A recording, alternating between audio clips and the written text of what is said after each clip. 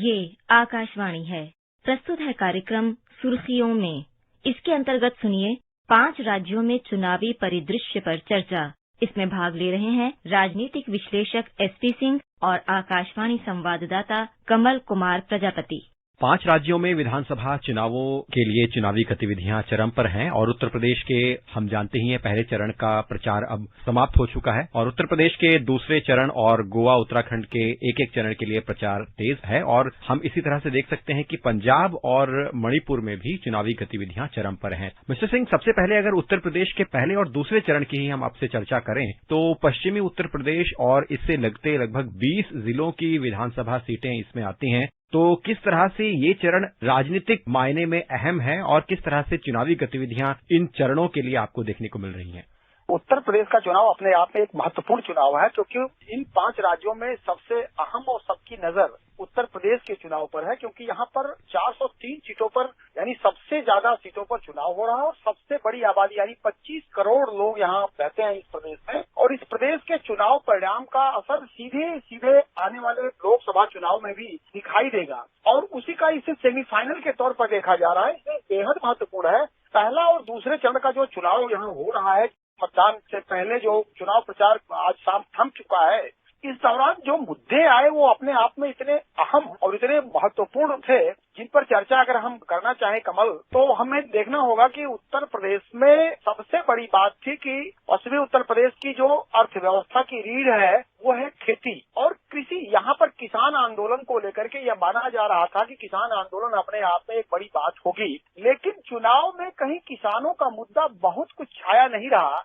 यहाँ पर रोजगारी, बेरोजगारी और कानून व्यवस्था, मतलब वहाँ की जो सत्तारूढ़ पार्टी है भारतीय जनता पार्टी, वो पूरे प्रदेश में और खास तौर से पश्चिमी उत्तर प्रदेश में इस बात को लेकर के चुनाव प्रचार में उतरी कि यहाँ की कानून व्यवस्था को सुधारने में स्टेट गवर्नमेंट की जो भूमिका रही वो अपने आप में अभूतपूर्व रही है और यहाँ के चुनाव में यह मुद्दा अपने आप में एक बहुत बड़ी बात होगी क्योंकि पश्चिमी उत्तर प्रदेश कानून व्यवस्था के तौर पर अगर देखा जाए तो प्रदेश में सबसे खराब स्थिति में रहता था, लेकिन इस 5 सालों में जो प्रदेश की सरकार ने जो व्यवस्था यहाँ पे की, जो कानून व्यवस्था को सुधारने में खास तौर से अपराधियों, माफिया, गुंडों को उन्होंने काबू करने का जो प्रयास किया, वो एक बड़ा मुद्दा था और लोगों के बीच ये असर कर रहा था।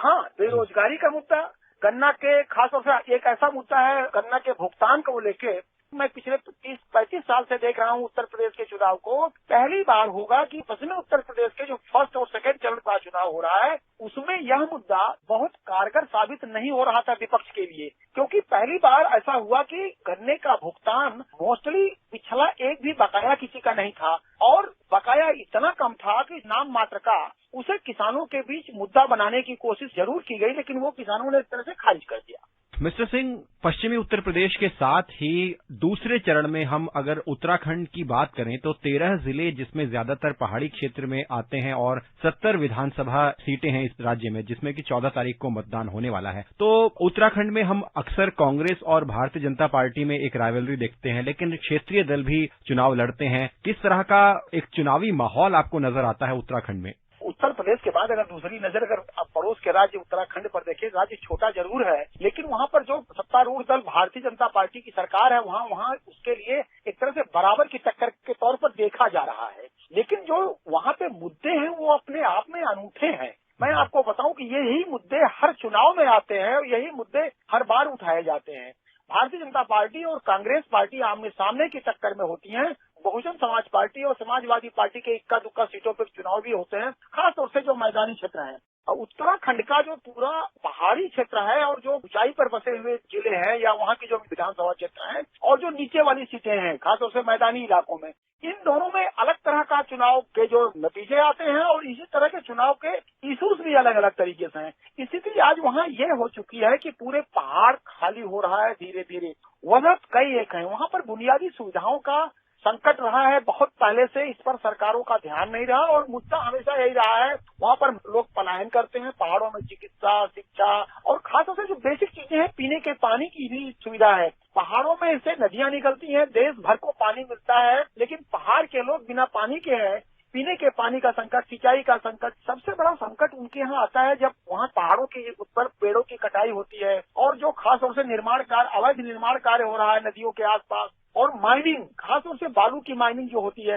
ये सारे ऐसे मुद्दे हैं कि चुनाव में हर बार उठते हैं और इस बार भी बहुत जोर शोर से उठाए जा रहे हैं। और जो पलायन के मुद्दे को लेकर के कहीं कोई कंक्रीट प्लानिंग लेकर के, कोई वायदे लेकर के, कोई अपने घोषणा पत्र में लोग लेके जरूर आते हैं, लेकिन वो कारगर कभी नहीं हो पाता है, क्योंकि जो जरूरतें हैं उस एरिया की वो पूरी होती नहीं दिख रही है। और ऐसे में ये मुद्दे लोगों के बीच हमेशा रहते हैं कि कौन सी ऐसी सरकार आएगी जो हमारे मुद्दों को, हमारी समस्याओं को ठीक करेगी। दूसरी बात की जो बड़े नेता हैं, आप देख रहे हैं एक नया ट्रेंड वहाँ डेवलप हो रहा है। उत्तराखंड के जो बड़े नेता हैं, मुख्यमंत्री के दावेदार हों या बड़े नेता हों, वो आम तौर पर पहाड़ी सीटों के बजाय वो मैदानी सीटों पर चुनाव लड़ना ज्यादा पसंद करते हैं, उनको प्राथमिकताएं दे रहे हैं। तो जो बड़े नेता हैं जिनकी कुछ हैसियत है, जो कुछ करते हैं और कर सकते हैं, वो पहाड़ों को प्राथमिकता देने के बजाय मैदानी क्षेत्रों में अपना भाग्य आजमा रहे हैं, यानी वहीं के क्षेत्र में काम करेंगे। इसे लेकर के एक अजीब सी स्थिति वहाँ हो चुकी है।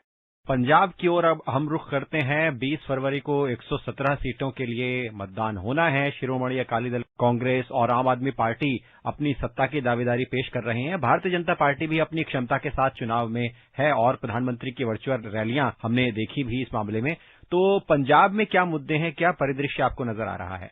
पंजाब में जो चुनावी समीकरण अगर आप देखें तो वह भी एक हैरान करने वाला और अजीब तरह का प्रदेश हो चुका है राजनीतिक तौर पर। जो लोग शिरोमणि अकाली दल की और भारतीय जनता पार्टी की जो संयुक्त गठबंधन की सरकार थी, इतनी लंबी वहां पर शासन करने के बाद जब पिछले चुनाव में 2017 में हालात इतने खराब हो गए कि उसे 15 सीटों पर सिमट जाना पड़ा और अमरिंदर के नेतृत्व वाली कांग्रेस जो है वो 77 यानी 77 सीट पाकर के सरकार बनाई। और आज स्थिति यह है कि वो फिर अपने आप में वहाँ का पूरा जो समीकरण है एकदम बदल गया है। भारतीय जनता पार्टी और शिरोमणि अकाली दल का गठबंधन टूट चुका है। 30 साल बाद शिरोमणि अकाली दल और बहुजन समाज पार्टी एक साथ मिलकर चुनाव मैदान में है, गठबंधन बनाकर उतरी है। और कांग्रेस जो आपस में चुनाव लड़ी वो अपने खुद के भीतर ही चुनाव लड़ रही। आपस में नेता के जो राइवलरीज है उनकी प्रतिस्पर्धा कांग्रेस को कमजोर कर रही है। उनके एक बड़े नेता जो अमरिंदर सिंह थे वो पार्टी छोड़ चुके हैं और वो भारतीय जनता पार्टी के साथ मिलकर चुनाव लड़ रहे हैं। और स्टेट दिल्ली में सक्रिय रही आप पार्टी, आम आदमी पार्टी पंजाब में अपना भाग्य आजमा रही है। उसे लग रहा है कि वह इस बार बहुत अच्छी स्थिति में होगी। पिछली बार भी इस तरह की धारणा बना दी थी और इस तरह की हवा फैली थी, बहुत अच्छा करने जा रही है, हो सकता है सरकार भी बना ले आप, लेकिन बहुत सिमट करके आ गई थी, फिगर बहुत नीचे थी, 20 सीटों में सिमट गई थी। और इस बार भी स्थिति कुछ इसी तरह की बन रही है। सबकी नजर एक वोटर पर थी वहाँ किसानों को लेके, क्योंकि किसान आंदोलन को लेके जो साल भर से ज्यादा समय तक दिल्ली के आसपास आंदोलन होता रहा, देश भर में आंदोलन को फैलाने की कोशिश भी की गई। ये आपको और शिरोमणि अकाली दल को, दोनों पार्टियों को ये लग रहा था कि किसान उनके साथ चले जाएंगे। यही वजह थी कि अकाली दल सेंटर में भाजपा के साथ होने के बावजूद एक लंबा गठबंधन तोड़कर अकेले चुनाव लड़ने उतरी है पंजाब में। और आपको ये उम्मीद थी कि वो दिल्ली में किसान के आंदोलन को, संयुक्त किसान मोर्चा को अपना समर्थन दे रही है, इसलिए हो सकता है कि उस स्टेट के जब चुनाव आए तो उसके साथ खड़ी हो। लेकिन हालात बदल गए।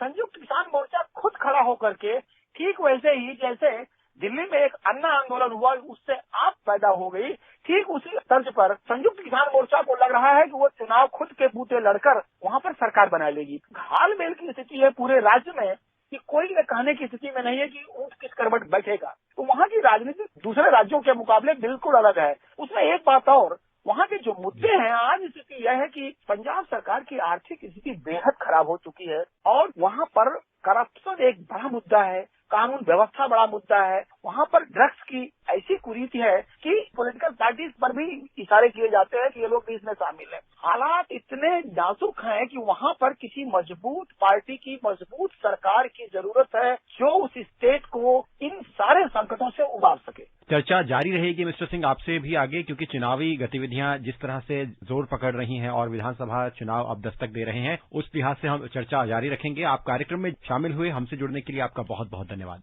धन्यवाद। अभी आप सुन रहे थे 5 राज्यों में चुनावी परिदृश्य पर चर्चा। इसमें भाग ले रहे थे राजनीतिक विश्लेषक एसपी सिंह और आकाशवाणी संवाददाता कमल कुमार प्रजापति। ये कार्यक्रम आकाशवाणी के समाचार सेवा प्रभाग द्वारा प्रस्तुत किया गया। इसे आप हमारे mobile app news on AIR और YouTube channel news on AIR official पर भी सुन सकते हैं। इस कार्यक्रम के संबंध में अपनी प्रतिक्रिया आप हमें ईमेल कर सकते हैं। पता है AIRNSDtalks@gmail.com।